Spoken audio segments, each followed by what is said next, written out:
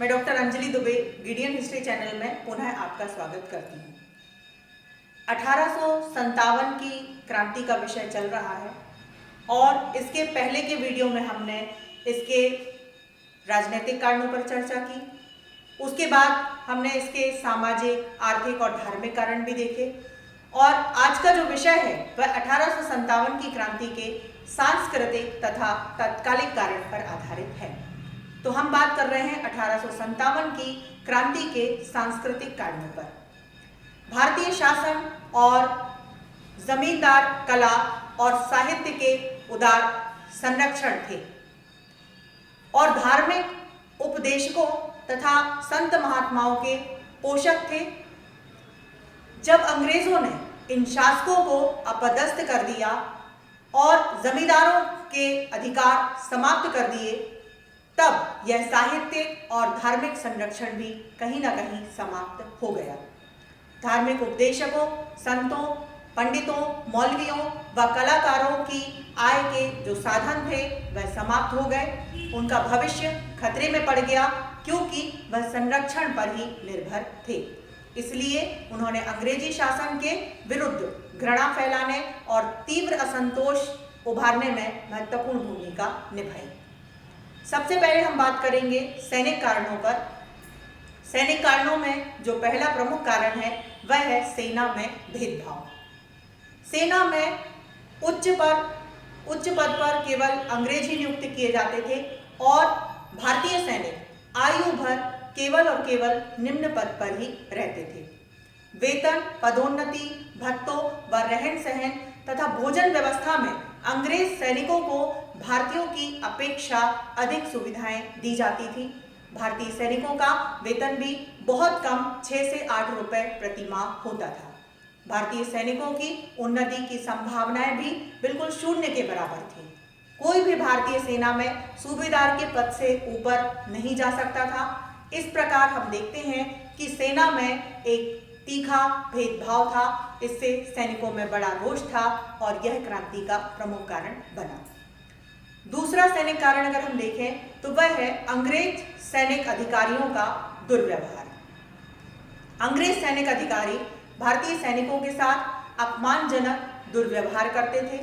वे बिना गाली गलौज के भारतीय सैनिकों से बातचीत भी नहीं करते थे। भारतीय सैनिकों को निकृष्ट प्रणाली का समझा जाता था। उसे हबशी और यहाँ तक कि सुअर की संज्ञा भी दी जाती थी। युद्ध के समय भारतीय सैनिकों को आगे रखा जाता था और अंग्रेजों को पीछे।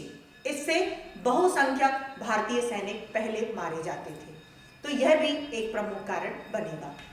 अगला जो कारण है वह है बंगाल की सेना का रोष और अनुशासन का ह्रास। अंग्रेजों की बंगाल की सेना प्रमुख थी।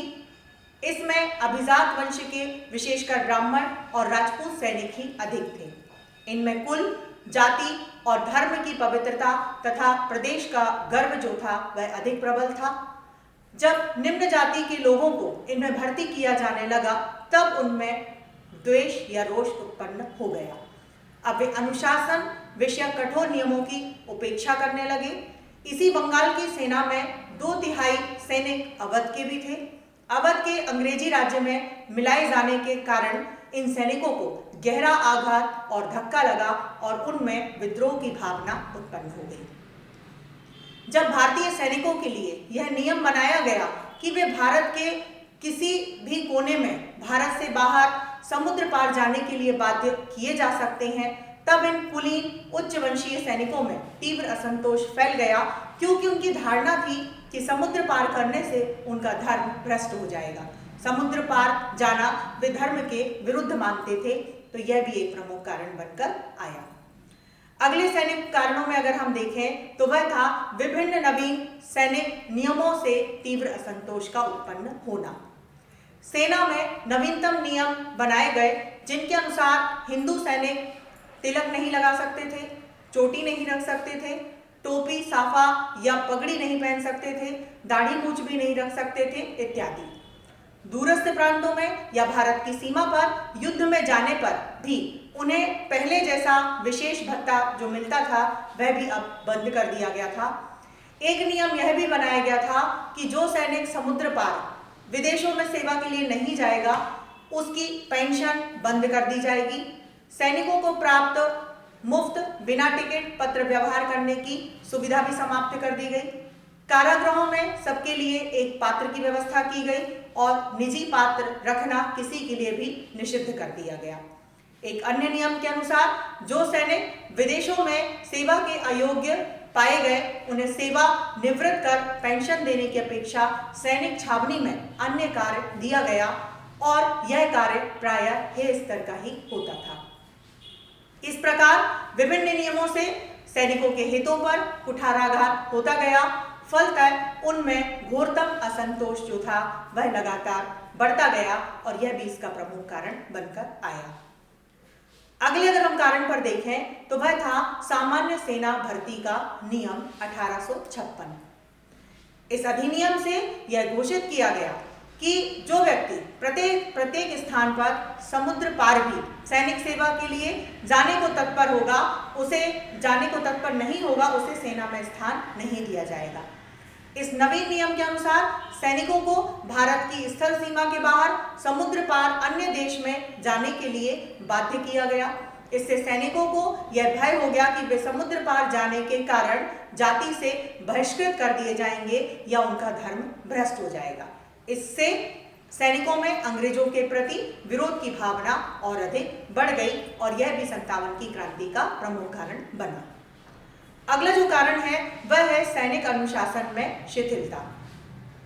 अंग्रेजी साम्राज्य के विस्तार हो जाने से सेना के बड़े उच्च योग्य और अनुभवी अधिकारी प्रशासन में भेज दिए गए थे। बहुसंख्यक अंग्रेज सैनिक अधिकारी यूरोप में क्रीमिया युद्ध में चले गए थे।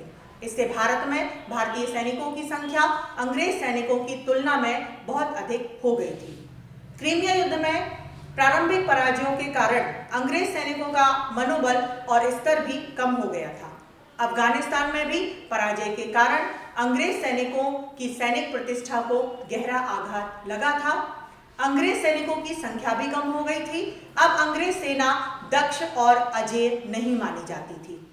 इन्हीं कारणों से सेना में अनुशासन शिथिल हो गया था और भारतीय सैनिकों को यह विश्वास हो गया था कि यदि वे अंग्रेजों के विरुद्ध विद्रोह कर उन पर आक्रमण करेंगे तो वे उनको हरा करके अंग्रेजी राजसत्ता को समाप्त कर सकते हैं। तो यह भी इसका एक प्रमुख कारण बना। इसके बाद हम 1857 के तत्कालिक कारण पर बात करेंगे। तो तत्कालिक कारण है नवीन चर्बी वाले कारतूस। इस समय सैनिकों को नए चिकनाई वाले कारतूस दिए गए थे। इनका उपयोग करने से पहले इनको दांत से काटकर खोलना पड़ता था। ऐसी अफवाह फैली थी कि इन कारतूसों के निर्माण में गाय और सुअर की चर्बी मिश्रित की गई है। यह सत्य था कि कारतूसों के निर्माण में गाय, भैंस और सुअर की चर्बी का मिश्रण था। इन नए कारतूसों ने अग्नि में एक तरह से घी का काम कर दिया। उपरोक्त विभिन्न कारणों से अंग्रेजों के विरुद्ध जो तीव्र असंतोष, विरोध और शत्रुता की भावनाएं थी, वे अब पहले की अपेक्षा और भी ज्यादा घनीभूत हो गई। विरोध और संघर्ष की पृष्ठभूमि अगर हम देखें तो वह पहले ही तैयार हो चुकी थी। सैनिक विद्रोह की परंपराएं भी थी। नवीन कारतूसों ने इनमें एक तरह से चिंगारी का काम कर दिया और विप्लव का भी भीषण विस्फोट हो गया। यह विप्लव ब्रिटिश नीतियों और साम्राज्यवादियों शोषण के प्रति जनता के तीव्र असंतोष की पराकाष्ठा के रूप में आया, जिसे हम 1857 की क्रांति या 1857 के स्वतंत्रता संग्राम के रूप में जानते हैं।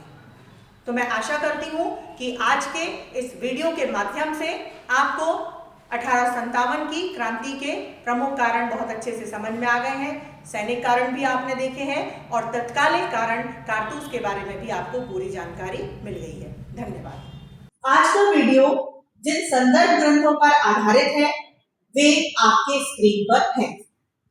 यदि आपको ये वीडियो अच्छा लगा और भविष्य में आप भारतीय एवं विश्व इतिहास को क्रमबद्ध रूप से जानना चाहते हैं तो आप इस चैनल को लाइक करें एवं सब्सक्राइब का बटन दबाएं।